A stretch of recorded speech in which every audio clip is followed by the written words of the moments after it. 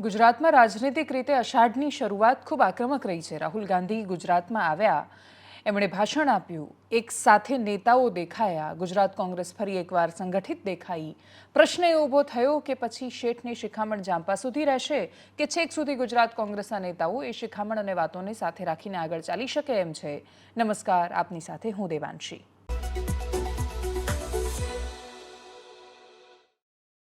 ગુજરાત પહોંચેલા રાહુલ ગાંધીની આ મુલાકાતથી કોંગ્રેસમાં ખૂબ આત્મબળ વધ્યું હોય અને મજબૂત વિશ્વાસ દેખાયો હોય, બહુ સ્વાભાવિક છે। દેશના નેતા જ્યારે રાજ્યમાં પહોંચે અને પછી શિખામણ આપે અથવા એ ભરોસો દર્શાવે તો એની પણ ખૂબ મોટી અસર થતી હોય છે। રાહુલ ગાંધીએ 2017ની ચૂંટણીમાં ગુજરાતમાં ખૂબ મહેનત કરી હતી, ખૂબ પ્રચાર કર્યો, ગુજરાતની ગલી ગલી મંદિર મંદિર ફર્યા, પરંતુ પરિણામોમાં સરકાર ન બની શકી। સરકારમાં ન બની શકવાનું કારણ રાહુલ ગાંધી પોતાના જ નેતાઓને માનતા હતા, જે સાવ ખોટી વાત પણ નહોતી। પણ એના પછી 2022ની વિધાનસભાની ચૂંટણી હોય કે 2024ની લોકસભાની ચૂંટણી, રાહુલ ગાંધી ગુજરાત ફરક્યા જ નહીં। એમણે ગુજરાતમાં રસ ન દાખવ્યો, એમણે બહુ જ બુદ્ધિપૂર્વક એ જગ્યાઓએ એ રાજ્યમાં મહેનત કરી જાય એમને આશાવાદ દેખાયો અને એનું જ કદાચ પરિણામ કહી શકો કે દક્ષિણ ભારતમાં ખૂબ મહેનત કરી હોવા છતાં ભારતીય જનતા પાર્ટી ત્યાં કમળ ન ખીલાવી શકી અને એ પરિણામ ન મેળવી શકી જે એમની સાઉથમાં અપેક્ષા હતી। અમિત શાહને પણ જ્યારે આ પ્રશ્ન પૂછાયો હતો ચૂંટણીના પરિણામો પહેલાં, ત્યારે એમણે કહ્યું હતું કે રાજકીય નિષ્ણાંતો કહેતા હતા કે નોર્થ ઇસ્ટમાં ભાજપ નહીં જાય તોય અમે આજે છીએ, તો એનો મતલબ અમે દક્ષિણમાં ખૂબ અભૂતપૂર્વ પરિણામ મેળવવાના છીએ। દરેક ગણતરીઓ બધી ખોટી પડી। એ જેટલા ચાણક્ય વિરુદ્ધ સાથે જે ઉપનામો અપાઈને જે ગણતરીઓનો આધાર મુકાતો હતો એ બધું જ ખોટું પડ્યું।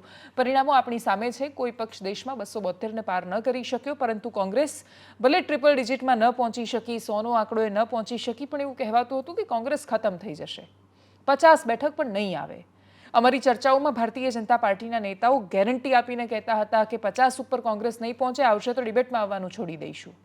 પરિણામો સામે છે। કોંગ્રેસ 99 બેઠક પર જીતી, રાહુલ ગાંધી એક છોડી, વાયનાડ પર હવે પ્રિયંકા ગાંધી લડશે, એટલે 98 બેઠક, 98 સાંસદો છે જે દેશમાં કોંગ્રેસના છે, દેશની સંસદમાં, અને એના કારણે કોંગ્રેસમાં એક ઉર્જા હોય એ પણ સ્વાભાવિક છે। ગુજરાતમાં આશાનું કિરણ બનાસકાંઠાએ દેખાડ્યું। બનાસકાંઠા બહુ બધા સમીકરણો પલટવા માટે અને તમારી સંભાવનાઓને અથવા અપેક્ષાઓને પડકાર આપવા માટે જાણીતું છે।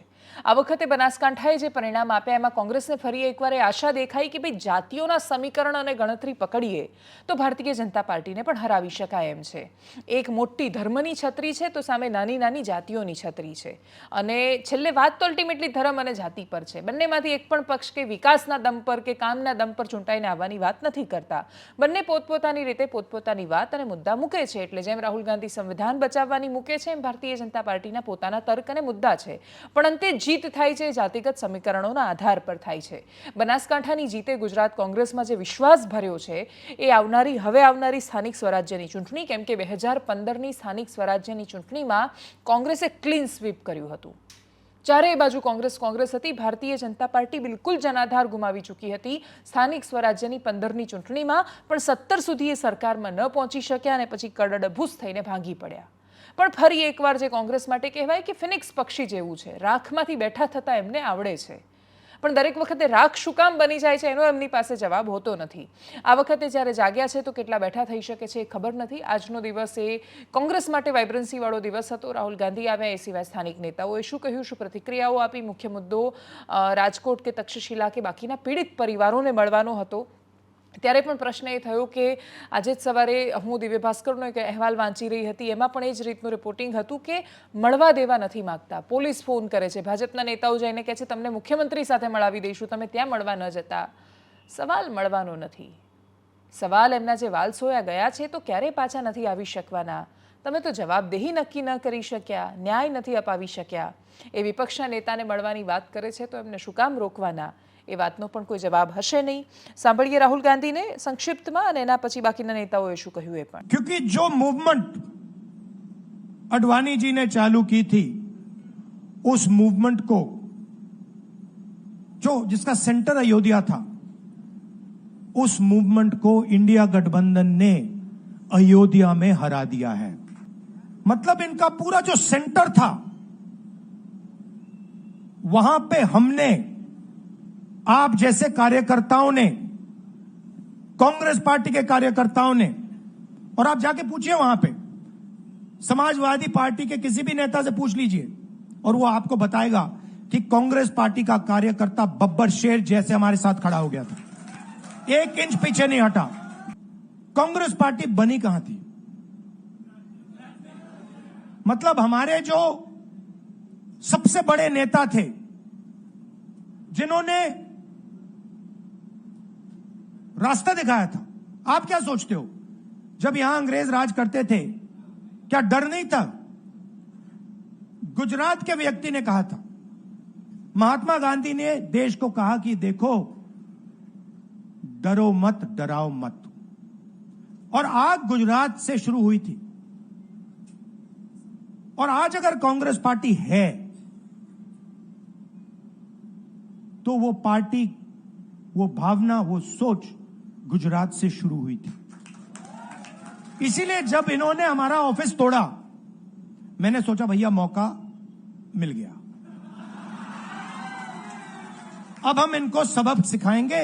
जैसे इन्होंने हमारा ऑफिस तोड़ा, वैसे ही हम उनकी सरकार को तोड़ने जा रहे हैं। એમની ઓકાત ગુજરાતમાં પેપર લીકનો ભોગ બનેલા યુવાનોને ન્યાય અપાવવાની નથી, ટેટ ટાટના ઉમેદવારોને ન્યાય અપાવવાની નથી, હરણીકાંડ, તક્ષશિલા, મોરબી, અગ્નિકાંડના પીડિતોને ન્યાય અપાવવાની નથી. એટલે આવા બધા ચાળા એમને સૂજે છે.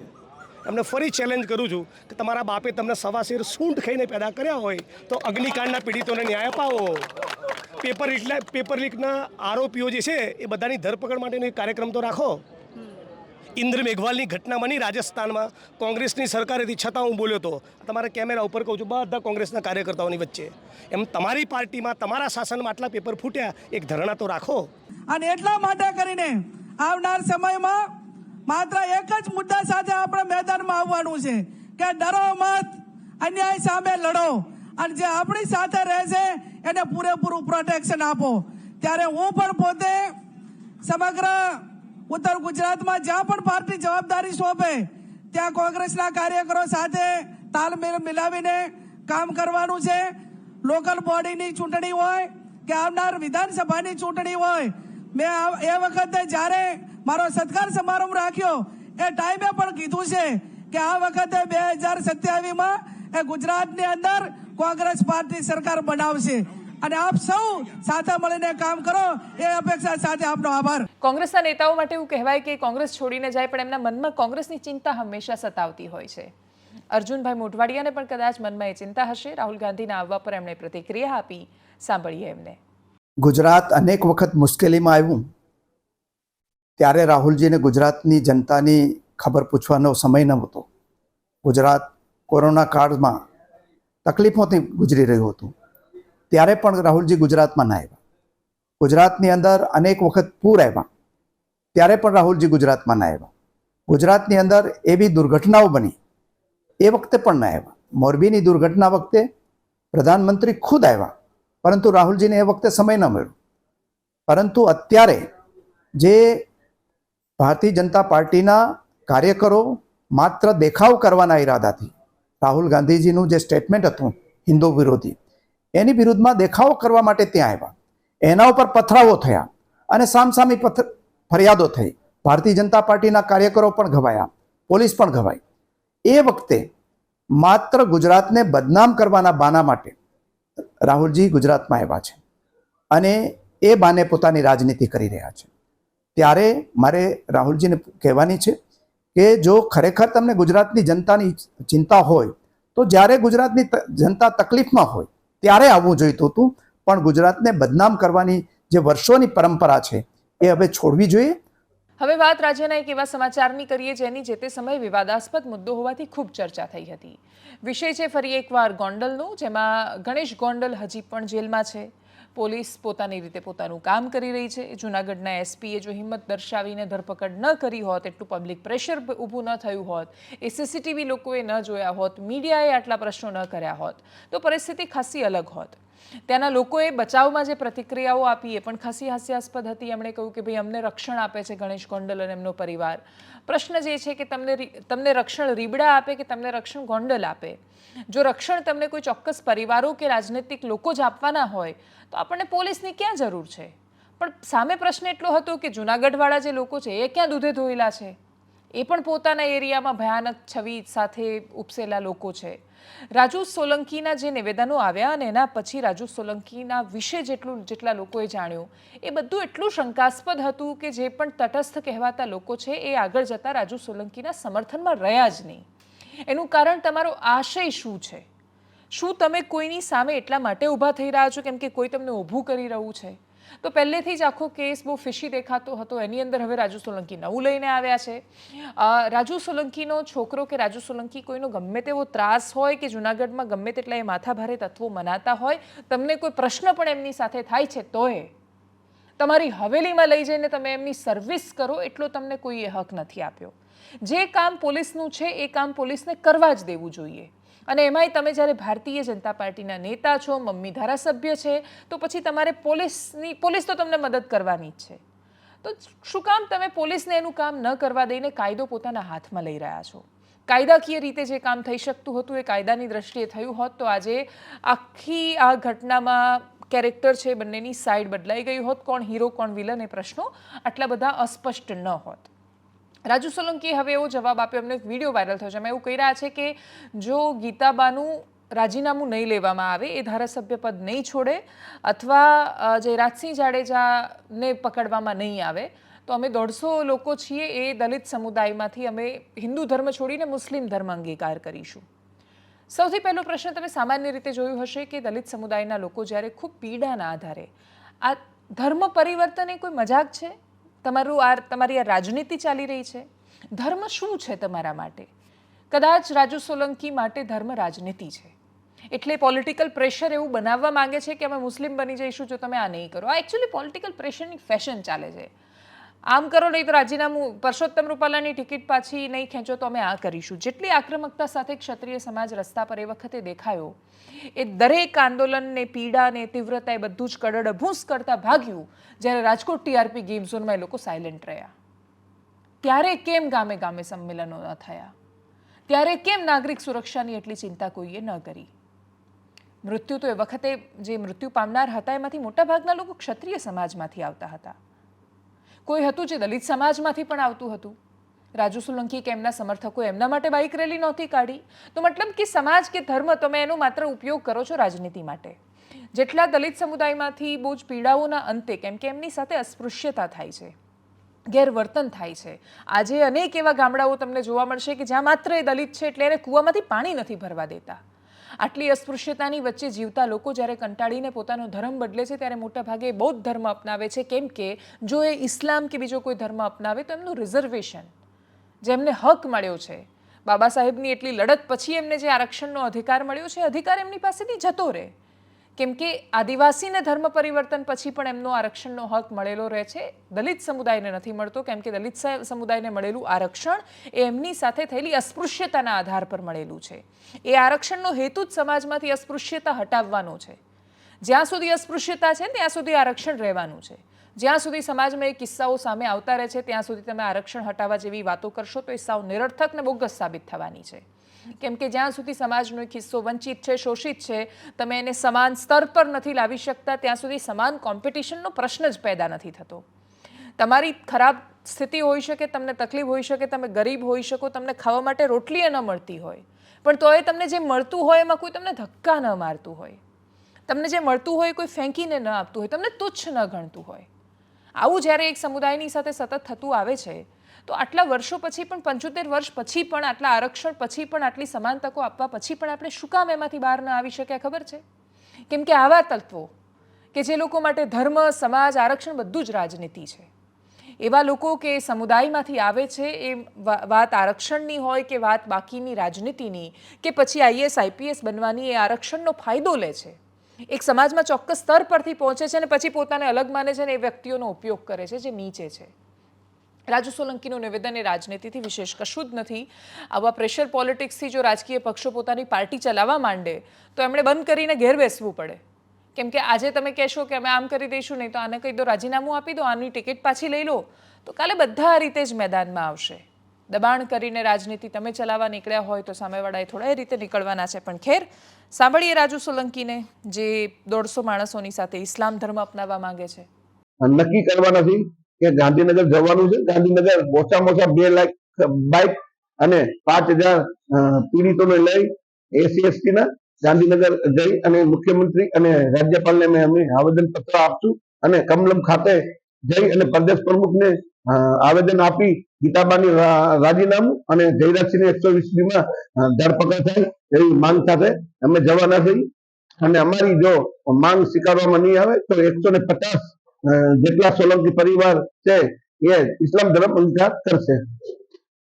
અને આખા દેશ અને રાજ્યમાં જ્યારે ધર્મ અને જાતિની લડાઈઓ એટલા હદ સુધી માથા પર છે ત્યારે એક એવો વિડીયો તમને બતાવવો છે જે જોયા પછી તમે એટલો વિચાર કરો કે દેશની સરહદ પર રહેલા એ લોકો જ્યારે આ વિષય પર વિચાર કરવા માંડશે તો તમારું ને મારું અસ્તિત્વ સાવ શૂન્ય થઈ જવાનું છે. આજનો કિસ્સો કહેતા પહેલાં મારે તમને એક ચહેરો યાદ કરાવવો છે. વિભૂતિ શંકર ધોંડિયાલ એમનું નામ છે. પુલવામા અટેક થયો 2019માં, ત્યારે 30 વર્ષના એ દેશનો જવાન આપણા માટે શહીદ થયા. એમના ઘરે એમનો શવ પહોંચ્યું ત્યારે ભારત માતા કી જય અને આઈ લવ યુ વિભુ એવું બોલતા એમના પત્ની નિકિતાનો વિડીયો ખૂબ વાયરલ થયો. દેશવાસીઓની આંખમાં પાણી હતા. એ પાણી હતું એનું કારણ કે એ પીડા સમજતા હતા એ નિકિતા ધોંડિયાલની.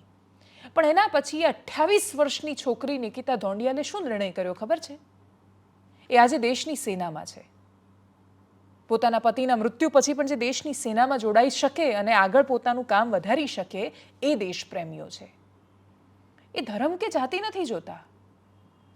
જ્યારે રાષ્ટ્રપતિ ભવનમાં એક પછી એક કીર્તિચક્ર અને બાકીના સન્માનોથી નવાજિત કરાઈ રહ્યા હતા દેશના સેનાનીઓને, ત્યારે એવા અનેક લોકોને સન્માનિત કરાયા જે સન્માન સ્વીકારવા માટે, એ ગ્રહણ કરવા માટે આ દુનિયામાં નહોતા. એવો જ એક ચહેરો કેપ્ટન અંશુમન સિંહનો છે. કીર્તિચક્રથી એમને સન્માનિત કરાયા, પણ કેપ્ટન અંશુમન નહોતા. એમના પત્ની સ્મૃતિ અને એમના માતા મંજુસિંહ એ સન્માન સ્વીકારવા માટે આવેલા હતા. 2 હાથ જોડીને સ્મૃતિસિંહ એ સન્માનને સ્વીકારવા માટે જાય છે. અને માત્ર કેપ્ટન અંશુમનની તો હું ખાલી તમને કહાની કહી રહી છું. એવા દરેક જ્યારે આ ચક્રો જ્યારે અપાઈ રહ્યા હતા ત્યારે એવા અનેક પરિવારો હતા કે જેમણે પોતાનો વાલ સોયો સેનામાં આપીને દેશની સરહદ પર ગુમાવી દીધો છે. એ સન્માનને સ્વીકારવા માટે આવ્યા છે. માથું છે ગર્વથી ઊંચું, પણ છતાંય આંખોમાં છે આંસુ. અને 2 હાથ જોડીને વિનમ્રતા સાથે ત્યાં જાય છે ને સન્માન સ્વીકારે છે. એ લોકો ધર્મને જાતિમાં નથી પડતા. એ લોકો પડશે ત્યારે આપણું શું થશે? આપણા માટે મરી જનારા લોકોને આપણે શું આપીએ છીએ? તો એનો જવાબ છે ધર્મ જાતિના ઝઘડા અને રાજનીતિની ગંદી રમતો. એટલી ગંદી રમતો કે આપણે આપણી સુરક્ષા એ જાતે નથી કરી શકતા. એટલી ગંદી રમતો કે આપણે ભીડતંત્રમાં એવા અટવાઈ જઈએ છીએ કે આપણે એ નક્કી નથી કરી શકતા કે ધર્મ જાતિ પહેલાં છે કે મારો દેશ પહેલાં છે. દેશની સુરક્ષા કરતા એ લોકો, એમની પણ તો સામાન્ય જિંદગી હોય છે. સ્મૃતિસિંહે પોતાનો જ્યારે અનુભવ કહ્યો, એમણે કહ્યું કે એ પહેલીવાર, એ બંનેના લવ મેરેજ હતા, પ્રેમ લગ્ન હતા. કોલેજમાં પહેલીવાર મળ્યા અને મળતાની સાથે જ, આંખો મળતાની સાથે જ પ્રેમ થઈ ગયો. પ્રેમ થતાની સાથે એન્જિનિયરિંગ કોલેજમાં મળ્યા હતા અને પછી અંશુમનસિંહ મેડિકલ કોલેજમાં ગયા અને પછી એમણે આર્મી જોઈન કર્યું. આર્મીની મેડિકલ કોલેજમાં એ હતા, પંજાબ રેજિમેન્ટમાં એ ત્યાં લાગ્યા અને પછી એમને સિયાચીન જવાનો ઓર્ડર આવ્યો. સિયાચીન ગ્લેશિયર, કે જ્યાં તમે કે હું જઈ નથી શકવાના, જઈ શકવા માટે સક્ષમ પણ નથી, શારીરિક રીતે પણ નહીં, માનસિક રીતે પણ નહીં. ત્યાં આ દેશના જવાનો રહે છે કે જેથી કોઈ ચીની આવીને ગ્લેશિયરમાં ઘૂસીને આપણા દેશની એ જમીન લઈને ન જતો રહે. અને ત્યાં તૈનાત થયા અને કમનસીબે શોર્ટ સર્કિટથી આગ લાગી અને પછી 5 લોકોને એમણે બચાવ્યા અંદર જઈને અને પછી પોતે મૃત્યુ પામ્યા, મૃત્યુને વર્યા. એમને ખબર હતી કે મરી શકે છે ને તોય એમણે બાકીના લોકોને બચાવવા પર ફોકસ કર્યું. એ કહાની કહેતી વખતે એમના પત્ની સ્મૃતિની આંખોમાં માત્ર આંસુ નહોતા. એ કહી રહ્યા હતા કે અમે ભવિષ્યના સપના જોયા હતા કે 50 વર્ષ પછી આપણું જીવન આવું હશે, આપણું ઘર હશે, આપણા બાળકો હશે. કશું જ નથી. 30 વર્ષની ઉંમર પણ એ લોકો નથી જોતા અને મૃત્યુ પામી જાય છે. એ લોકો ધર્મને જાતિમાં પડશે. એ લોકો રાજનીતિ નથી કરતા. એ લોકો આ દેશ માટે પોતાનો જીવ આપી દે છે કે નહીં, દેશ સૌથી પહેલાં છે. અને દેશની અંદર રહેલા જે નાગરિકો માટે પોતાનું જીવન આપી દે છે, નાગરિકોને તો કદાચ આખું જીવન એમનું નામે યાદ નથી રહેવાનું. એવા કેટલાય લોકો છે કે જે દરરોજ આવી રીતે કોઈને કોઈ રીતે મૃત્યુ પામતા રહે છે. એ આપણા માટે મૃત્યુ પામે છે એટલી કૃતજ્ઞતા કે આભાર પણ આપણે વ્યક્ત નથી કરી શકતા. ખાસ્સા કૃતજ્ઞ છીએ આપણે. સાંભળીએ સ્મૃતિસિંહને, જેમણે પોતાનો અનુભવ કહ્યો છે. He was very much capable. He would tell me, I'll die with the brass in my chest. just because I am not going to die an ordinary death like nobody would know. Captain Anshuman Singh ने असाधारण बहादुरी एवं त्याग का परिचय देते हुए देश हित में अपना सर्वोच्च बलिदान दिया। सम्मान ग्रहण करेंगे उनके धर्मपत्नी श्रीमती स्मृति एवं माता Shrimati Manju Singh.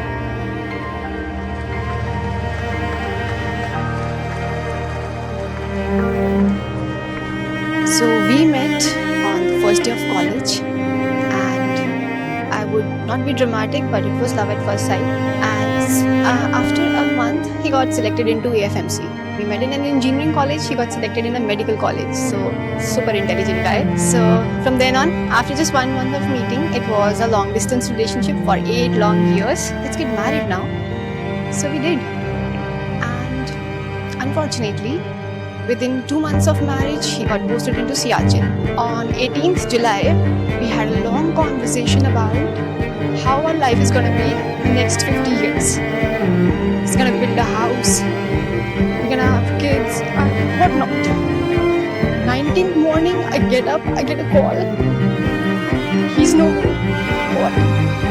So for first 7-8 hours, we were not ready to accept that anything of such sort has happened. But 7-8 hours, it got confirmed that he's no more. And till date, I'm not moving up. I'm just trying to figure out, maybe it's not true. But now that I've kept the chakra in my hand, it's true. But it's okay. He's a hero. So we can manage a little of our lives because he's managed a lot. Given up all his life, all his families, just to save other 3 families, his army family.